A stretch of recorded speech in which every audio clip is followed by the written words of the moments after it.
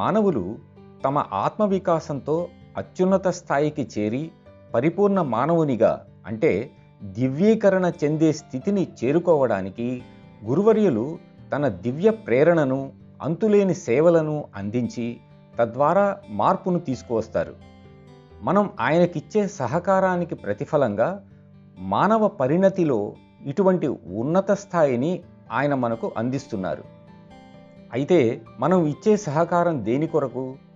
ఇదే మనం క్షుణ్ణంగా అర్థం చేసుకోవలసిన ప్రశ్న.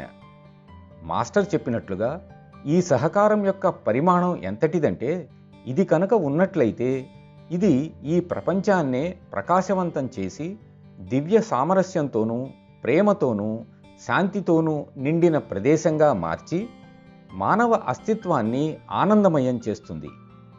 అంటే మనం ఆయన అభీష్టానికి అనుగుణంగా ఆయన అందించే ఆత్మవికాసం అనే ప్రణాళికకు అనుగుణంగా ఉన్నట్లయితే నిజంగా ఆయన దివ్య ప్రణాళికలో మనం పాల్గొన్నట్లే అవుతుంది. ఇది ఎంతటి అద్భుతమైన పరిమాణం కలదంటే కనీసం దాన్ని ఊహించటం కూడా మన వల్ల కాదు.